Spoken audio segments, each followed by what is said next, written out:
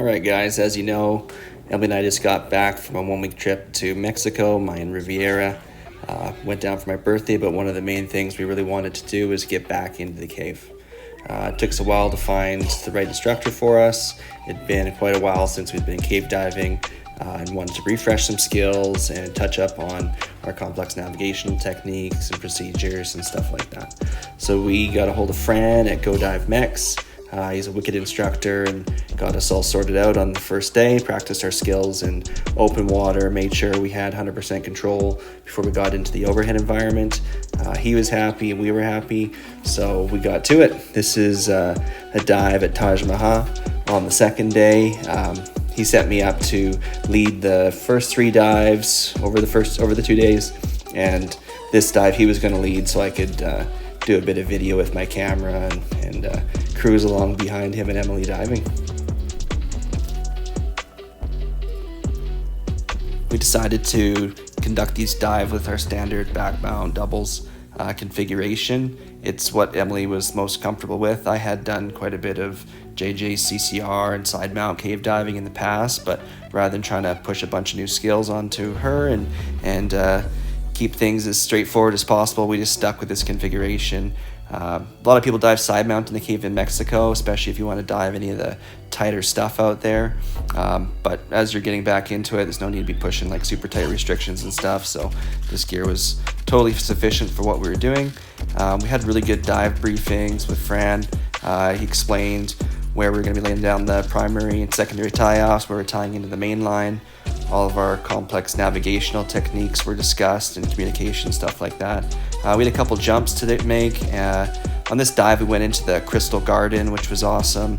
Some really nice features and quite a bit decent cave dive. It's kind of funny, I put out a couple clips earlier, and I've had some people tell me like, oh yeah, I've been to Mexico, I've dived the Cenotes, I tried it one time and I didn't really like it, I can't believe you guys are doing that. And I think it's important to mention these aren't cenote recreational cavern dives. A recreational cavern dive is well within the light zone, so the diver can always see the exit, where they came in and where they're going to exit from. They can always see the light zone.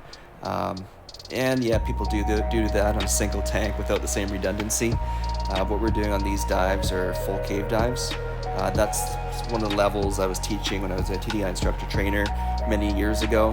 Emily had quite a few cave dives experience under her belt, and I think she assisted on probably half dozen of my cave courses in the past.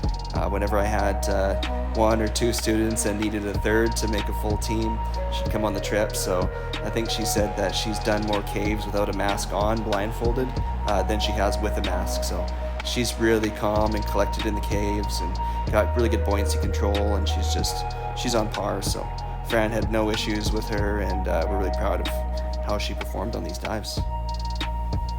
So the equipment we're diving on, like I said earlier, was just a standard back mount configuration.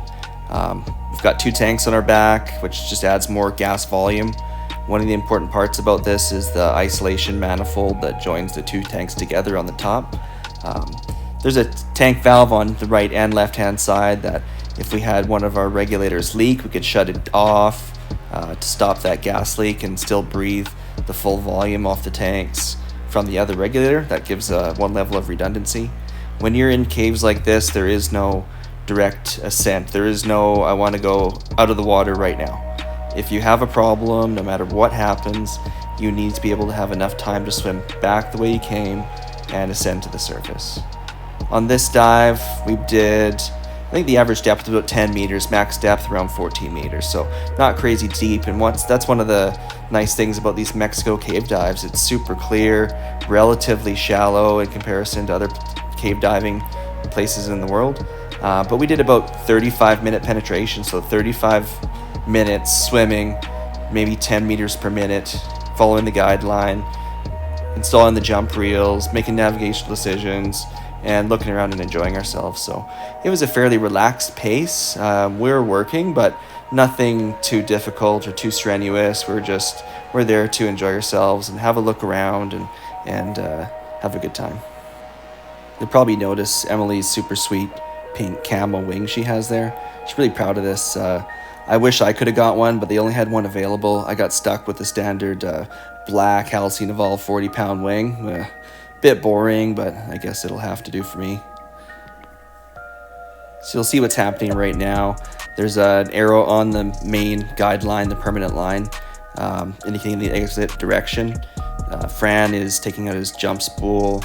He's attaching it to that arrow, and he's going to leave the main line.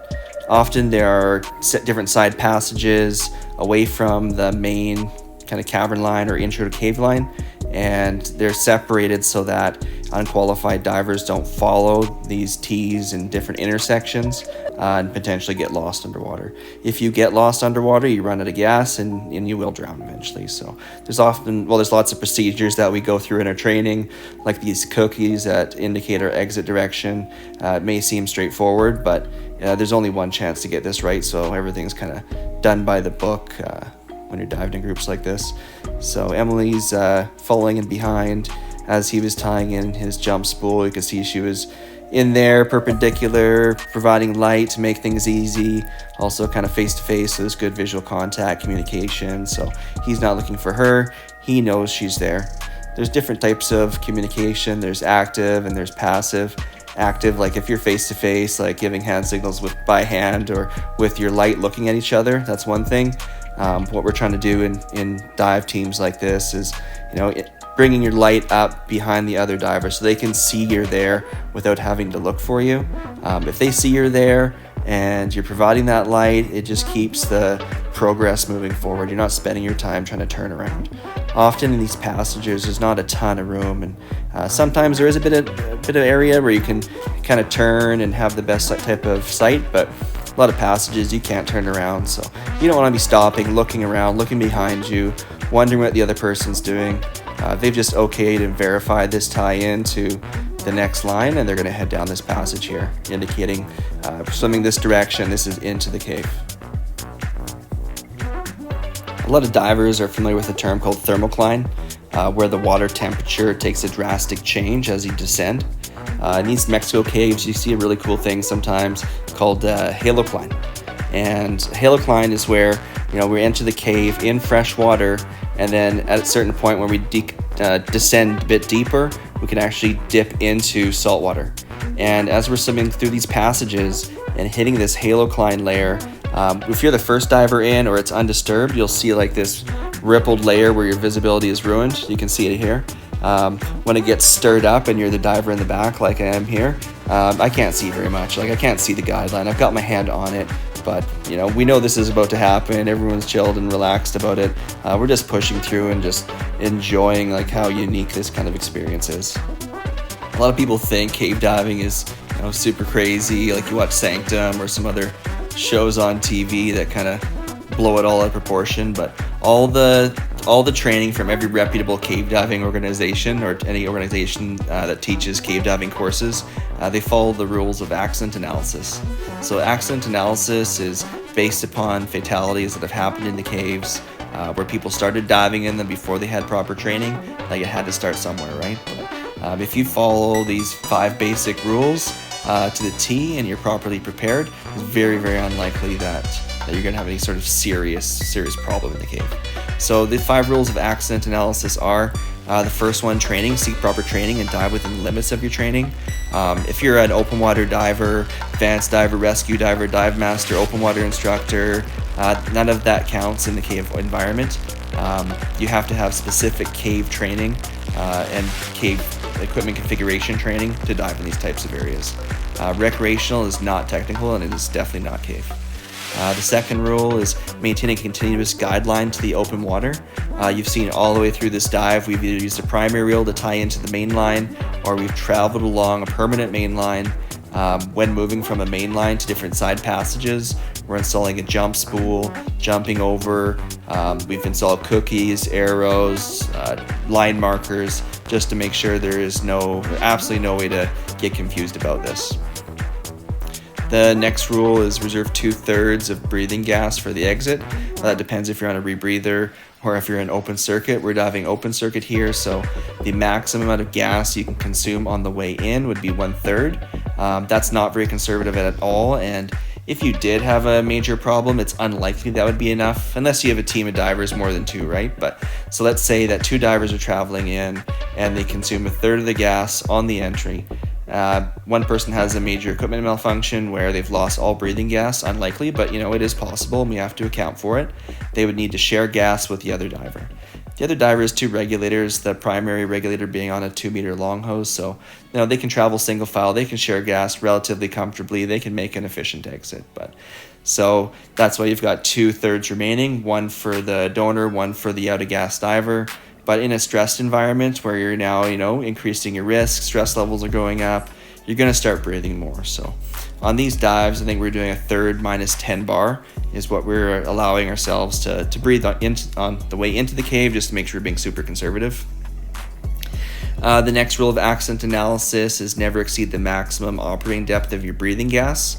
You hear lots of different terms when people talk about diving. Air, nitrox, oxygen. Well, it depends what depths you're at. All the dives we were doing, we're breathing nitrox, 32% oxygen. Totally fine at shallow depths like this. It's got less nitrogen than standard air, so you've got a longer no decompression limit. Standard gas when you're shallow is 32%. Mexico does have some deep caves, but most of them are shallow, so depth isn't always a major critical factor. When we were diving in Thailand, some of our big cave systems are extreme depth, like 100 meters, 150 meters plus. People would be tempted to maybe dive deep on air because it's cheap. But the risk with that, when you starting to get deeper than 30, 40 meters on air, is the narcotic factor of the nitrogen that's in your breathing mix. When you've got nitrogen narcosis, diving deep, you're not able to make clear decisions. You're not able to make the right call, and your risk of making a stupid mistake that ends up getting you or somebody else killed increases. So deeper than 30 in the overhead environment, we start breathing trimix gas, so introducing helium into the mix to reduce the amount of nitrogen, which reduces the narcosis, and it'll also reduce the amount of oxygen. So we're doing super deep dives where oxygen could be toxic. You've now got a lower percentage of O2. So in a nutshell, that's the equivalent narcotic depth that you're looking for. The last rule is use complete functioning and appropriate equipment. We've got redundancy in our tanks. We've got redundancy in our regulators that we're breathing from. We've got backup masks. We've got a primary light in our left hand. We've got 2 backup lights. So if you had one light fail, you would stow it, switch to your backup, and then you would abort the dive at that point. So every single thing that we've got, it has some sort of redundancy. Main line cutter, a knife. We've got a Z tool line cutter on our shoulder strap. Everybody in here is basically wearing the exact type of equipment, whether it's the same brand or not. It's in this exact same position. What everybody's got, and everybody knows what you have, and that everybody knows how to use it. This is just on the way out of the cave. Remember, we talked about maintaining a continuous guideline. There's our arrow where the jump was tied in. Here's our cookies, just making it really straightforward that's our exit side. This is after the turn. This is well into the exit. So now we're collecting our line markers and we're making our way out. Yeah, we had an awesome time diving with Fran. GoDiveMEX, super professional school, smaller school located in Playa del Carmen. Highly recommended, guys. Check them out if you're in the area.